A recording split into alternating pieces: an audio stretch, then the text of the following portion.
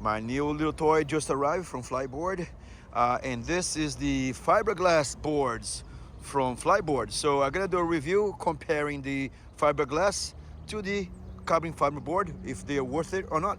Well, stay tuned. Just so you guys know, the fiberglass board does not comes with a cover, but however, I ordered the cover because that's one of the most important things you should have to protect your board. You gotta have the cover. You're gonna pay an extra 150 bucks, but it's definitely worth it. As always, it comes super protected. That's pretty cool. So let's see, unroll this and get out of the box, the bag. I'm sorry guys, but my microphone stopped working while I was making this video over here. But anyhow, the board was very well packed with no dings at all whatsoever. But I was very stoked for the fact that, as you can see here, the board on the top of it comes in a very nice white finish. However, the bottom comes in a different color, a little grayish, which I really like a lot. Otherwise, if it was completely white, it would have been very boring. So let's now do a little comparison. All right, people, before I put the board in the water, I'm gonna compare both side by side. This is my boy Andrew. Andrew actually took some lessons with me last year, and guess what he did? Bought one. He got his own. He got Series 3. And look at this golden mast. This thing is sweet, man. I'm gonna make a review on that later this year. Not this year, but in end of June. I'm gonna be talking about the Series 3. But for now, we're gonna talk about these boards. You have the Carbon Classic. So the Carbon Classic is a 2022 board. So I'm gonna, as you know, I'm doing a review on the fiberglass.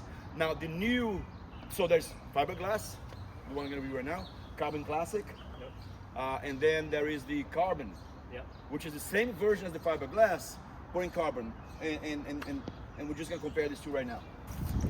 I'm gonna bring the camera and show the difference for you guys pretty soon, and so you can compare. But when you look in terms of size and everything else, they are basically the same on the top. The difference on the top right now is basically the deck pad. So the difference is going to be rounded, and over here is just going to be shake, which is fine. And the handles is going to be different as well. Over here we have a cloth kind of set up, and over here is a plastic. And also this one is a little bit closer to the deck. This one just brings sideways a little bit. So as you can see, this is very flush to the deck, and this one's a little bit more open to the deck. Now, essentially the top of the board is exactly the same. There's no difference at all whatsoever. But there's a little variation on the back of it. I'm gonna show that right now. So now I have my model over there, my model Angel holding the boards for me. So guys, basically the board is the same, but I don't know if you can tell over here. Now I'll bring them all this way over here, because it's gonna get this shadow cast. There you go. You can see a concave over here. There's a double concave on the nose of the pro boards right now, the pro size boards. And as the old one didn't have the classic, what's called classic, carbon classic. So it doesn't have this. This actually came out on the Ultra board. So they added that to the fiberglass, and also the carbon model, the carbon model, the latest one. So there's a little double bevel over here. Now, honestly, that is the only major difference other than the top that I mentioned about. There is a little, the side rails are the same.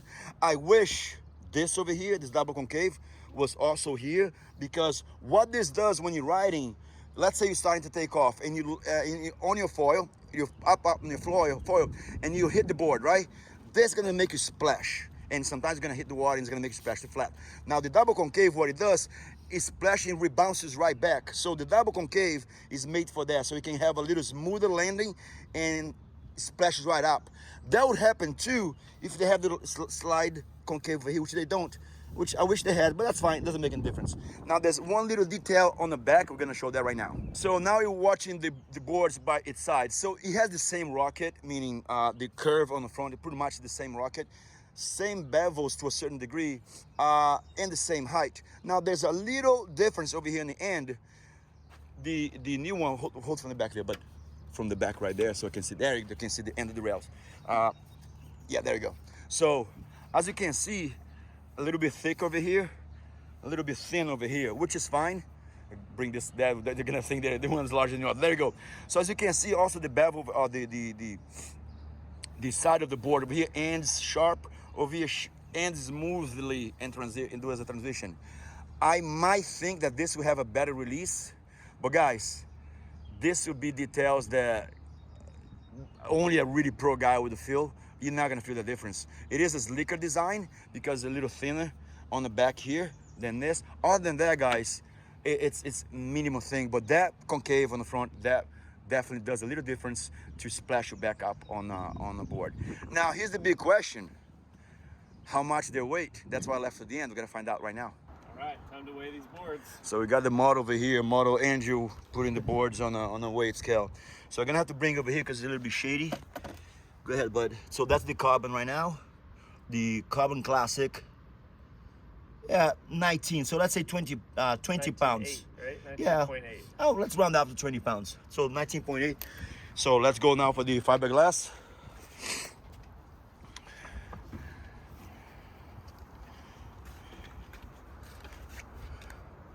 Is on, is live, right? Because I gotta bring it close over here.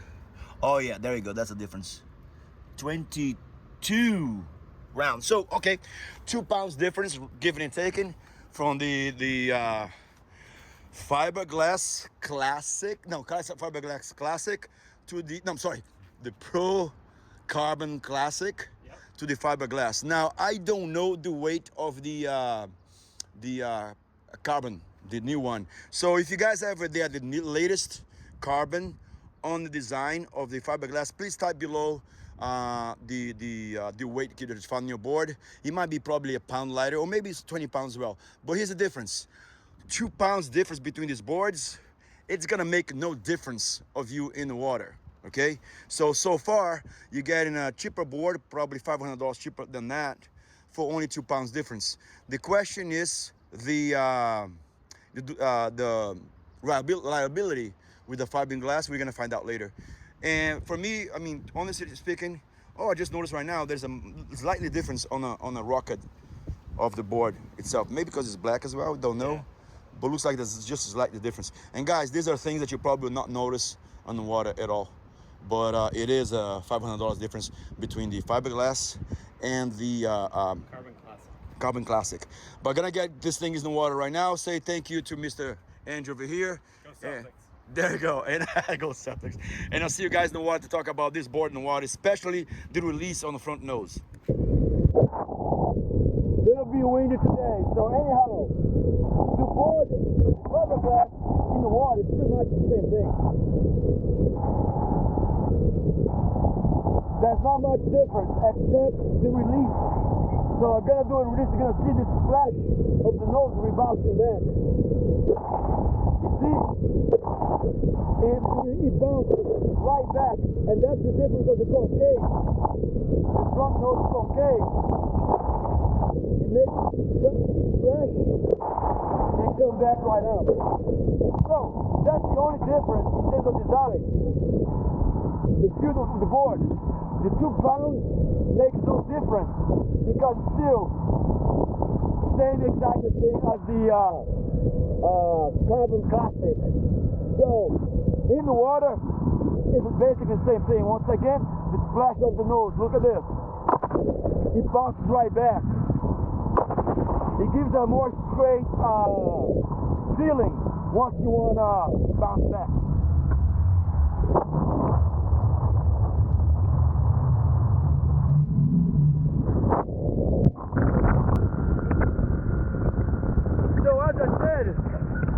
It's basically the same board. You start to feel the difference once the board is up in the air. That 2 pounds weight difference does not make a difference once you're on the boil. But you feel exactly the same as the Carbon Classic. So it's exactly the same board once again, except the splash of the nose in the front.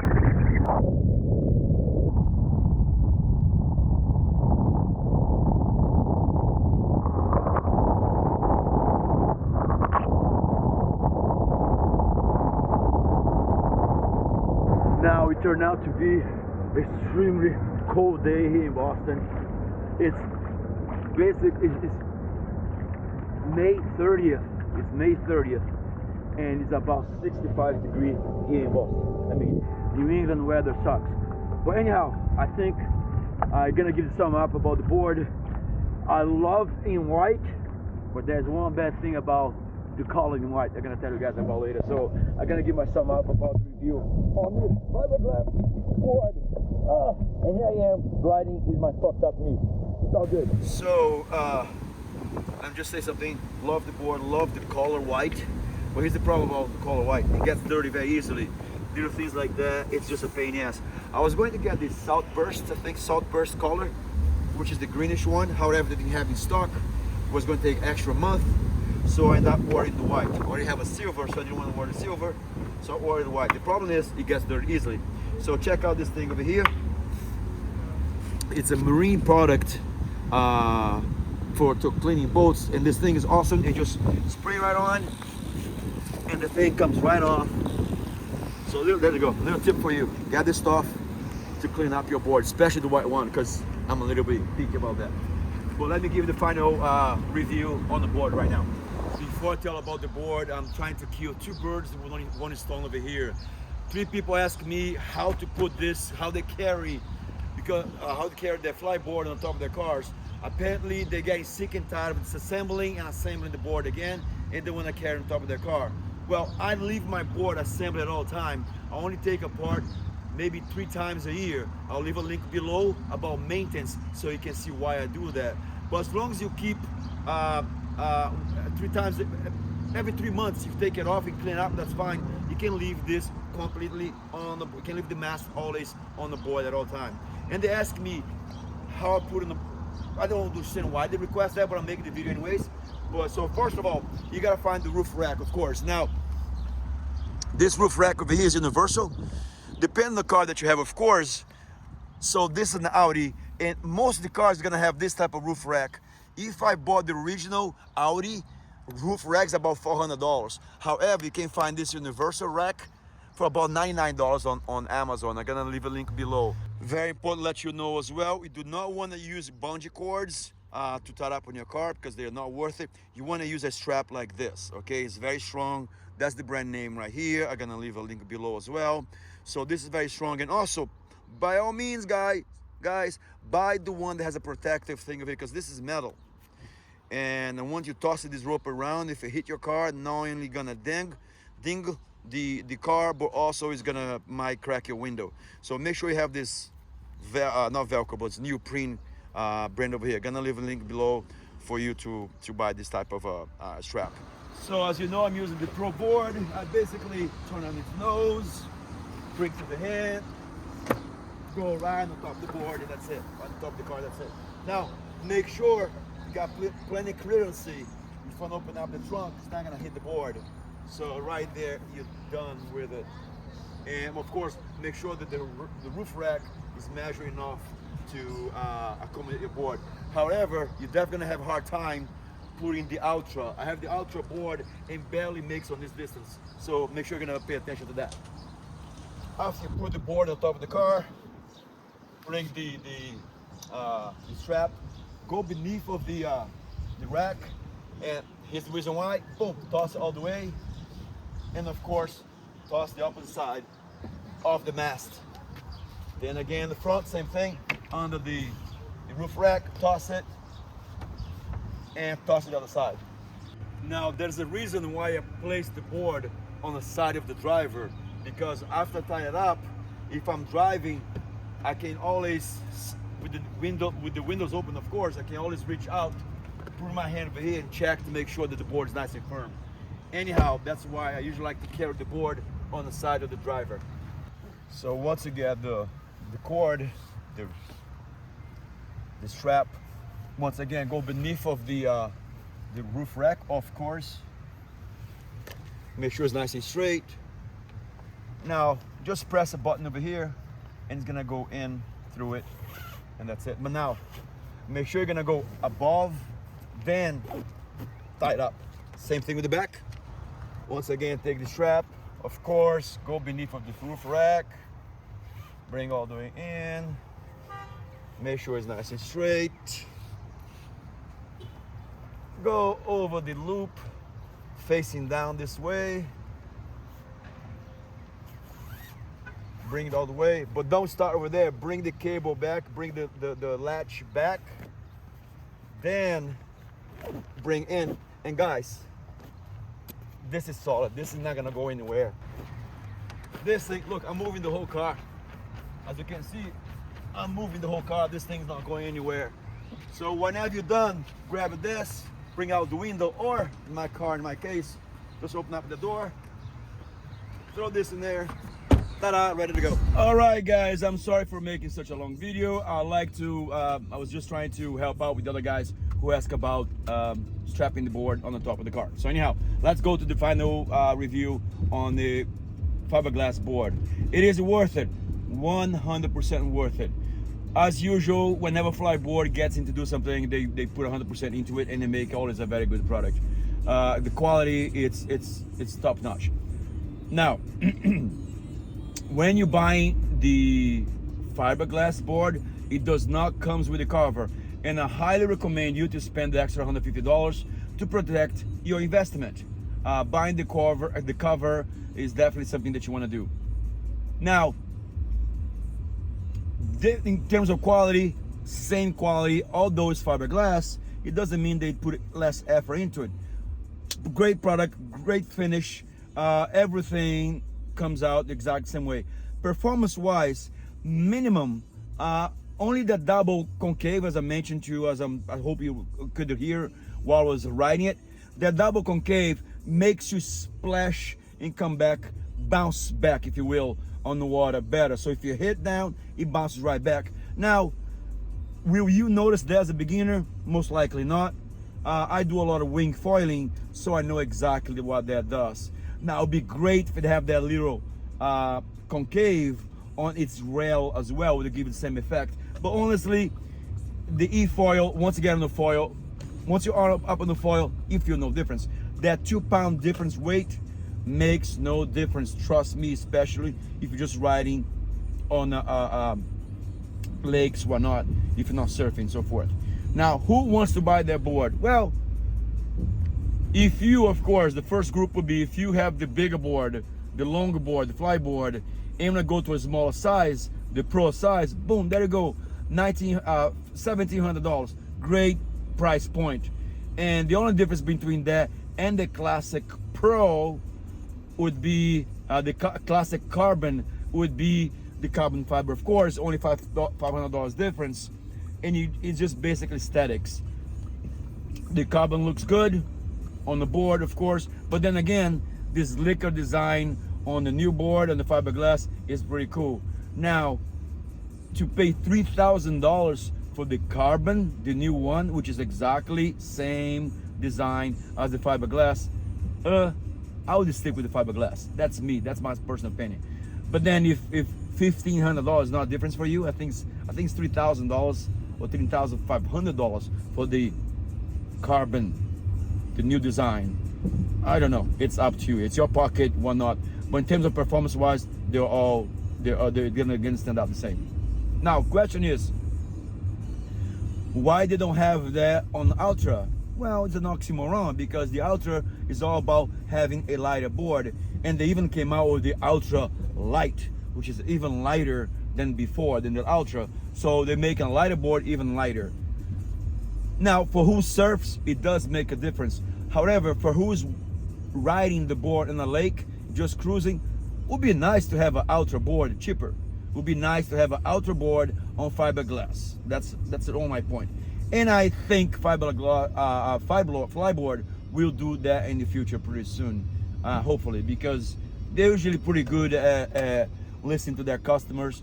I think they're a great company because they do care about us, and they try to make everything exchangeable. So hopefully, there you go, Fliteboard. Hopefully they're gonna make a Ultra board on fiberglass. Oh, 1.2.